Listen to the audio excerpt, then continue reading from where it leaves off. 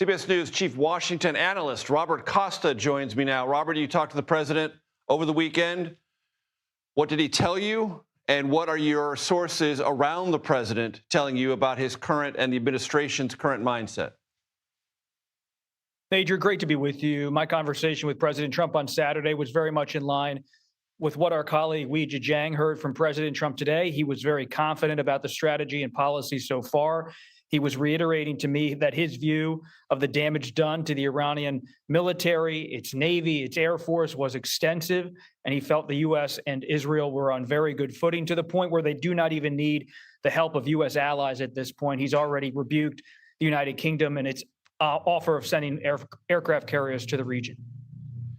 And that confidence, did it sound, you've talked to Donald Trump before he was a political figure, you've talked to him as a president, you talked to him in his in-between time. Did that confidence resonate in that deeply held Trumpian way, or did it feel any way to you as if it was a placeholder? His confidence is something I've seen before from him during times of crisis, or at least high tension. He is someone who likes to say he doesn't like when others are playing games. He doesn't respond to pressure. And what's notable about President Trump as a person I've covered for over 15 years is he doesn't approach things, and this is so well known, but it's really often forgotten. He doesn't approach things with the same norms and values as others when it comes to these types of situations. He doesn't reflect on some kind of perhaps internal debate inside of the administration or all of these different options. He's very much about projecting strength, leaning into his decision once he makes it, and allowing things to play out without reacting in real time in some kind of sporadic way. And the president said very recently that high gas prices would be a small price to pay if, in fact, the United States and the world could obtain peace and safety with a new regime and a new approach in Iran. Based on your reporting, not so much at the White House, but among other Republicans, is that becoming a concern? Gas prices, potential inflationary impacts, downstream effects of this war?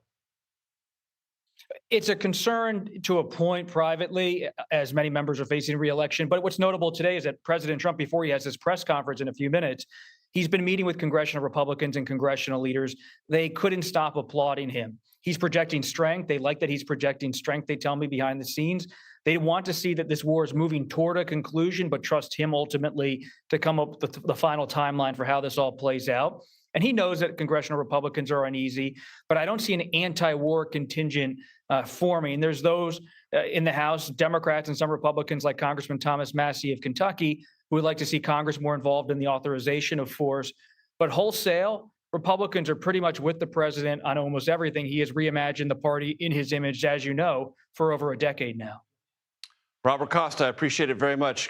I see Weijia Jiang right here on the set with me, and that is a great thing because I have often told you, ladies and gentlemen, when we have things that are new, really new, we interrupt our flow and bring those new things to you in the moment. And you have new things, Weijia. We have new things. Tell our audience what our new things are. Well, Robert so definitely, connected our new things with his reporting because they really track. And you talked to the president? I did talk to the president. What, 2 hours ago, right? Yes. As Robert also knows very well, and you know too, sometimes, he's in a chatty mood and you can just call him up. And he wanted to talk about the timeline of the war and how he views the progress so far. And what did he tell you? I asked him what percentage of the war he thought was complete, because you'll remember that when he first launched the strikes, he estimated that it was going to last for 4 to 5 weeks. I remember So how can we understand the way he's thinking about how much is left to do? And he said that he thought the war was very much complete and went on to talk about how he felt like Iran basically militarily doesn't have anything left. So he said that the U.S. is actually way ahead of the initial timeline he laid out, 4 to 5 weeks. So I pressed him. I said, it sounds like the war could wrap up soon. And that's when he said, I don't know, it depends.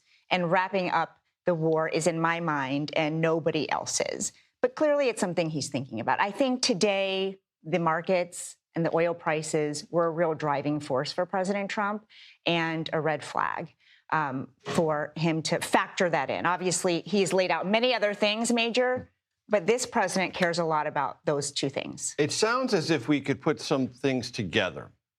When I asked the Defense Secretary, Pete Hegseth, about what the Speaker of the House said, nearly over, nearly accomplished, he didn't embrace that. The president is not directly embraced it, but what the president said and what the Defense Secretary said matches up in this respect. President Trump will decide by himself when this is over, whether the surrender is sufficient to his unconditional standards or anyone else's or history's definition of an unconditional surrender. He's going to end this when he wants to end it. And that is consistent with what I think you just told me you heard. He wants to end U.S. involvement when he wants to end it, but when the actual war ends is not only up to the president to decide, but it does sound like he is ready to start thinking about how America will end its role in this war. Although I will say, Major, right now he is making live remarks. He is presumably taking questions. He scheduled a news conference, right. But he already said that we have won the war against Iran. We just haven't won enough. So again, he's leaving some doors open for himself in case that this is prolonged. But there's one more thing, Major, that, that we did talk about, a couple of things. But one thing that really stands out to me is we talked about the supreme leader that he has vocally disapproved of. And he has said, in order for this war to end, I have to be involved in whoever's next in leading the war. And he said he does not approve of Khamenei. Right, who is Mustafa Khamenei, who Matt Gutman just talked to us about. Exactly, he said. So he wasn't involved, does not approve. Does not approve. I said, well, what are you going to do about that? And he said, I have no intention of telling you. He also said, I asked him if he had someone else in mind. And he said, yes, I do. But obviously wouldn't name who that is, or if they had spoken to each other. But this is the reason why it matters, Major, is because he has indicated that if he is not on board with what's happening in Iran's next chapter, that this conflict can't end. But as of right now, and that becomes a very, very sticky regime change wicket. Exactly. And he's backed himself into that because he's put it in writing. These are his words. He's talked about it. These are his words. Yeah. And they could change, but that is something that is quite important to him. But that's what you heard from the president directly not 2 hours ago. Weijia Jiang. That's correct. Thank you so much. I appreciate it. Thank you, Major.